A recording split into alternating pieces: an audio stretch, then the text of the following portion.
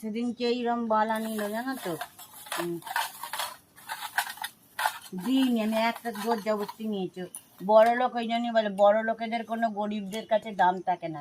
সব আমার ঘটনা জিজ্ঞাসা করলো, করবো এ নিল, দুটো কানের নিল, এই দুটো বালা নিল, সব নিলে আমি কমই ধরেছি, একদম কম মাল ধরেছি, সব মিলে 300 টাকার মতন ধরেছি।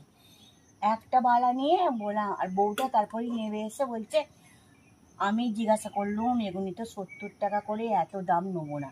সব দর দাম করে ওপরে উঠে পড়লো। বসেই আছি, পয়সার জন্য বসেই আছি। এই বোন দেখেছে বসে আছি, নামলো। তারপরে আমাকে কত দিল, জোর করে 90টা টাকা হাতে গুঁজে দিল।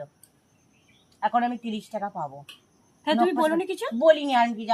আমি নয়, সত্যি কথা, যেখানে একবার অপমানিত হয়ে যায় না, আমি জানি না এই জিনিসটা তো ঠিক না। না আমি যে জায়গায় ওরম হয়ে যায় না, সেই জায়গায় আমি আর দাঁড়াই না। ওরা কবে আমায় টাকাটা দেবে, আমি আর ওর দরকারে যাবো না। আমি মানে অনেক সুখিয়ে দিন কাটিয়েছি। এখন তো ঠাকুর ইচ্ছে আমার অনেক ভালো দিন যাচ্ছে, অনেক ভালো দিন যাচ্ছে। এখন আমার মায়ের কাছে এখানে এসে আমি অনেক ভালো দিন কাটাচ্ছি।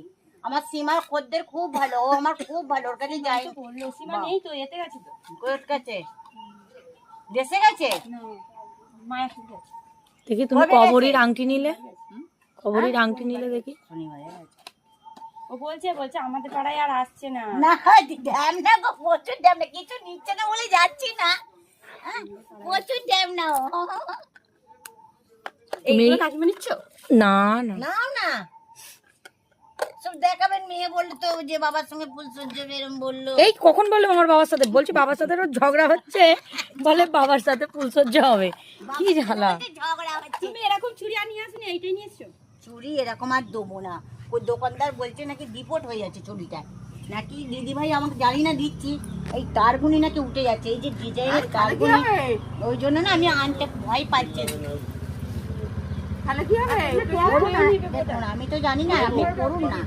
এই যে তারগুনি, এই তারগুনি নাকি থাক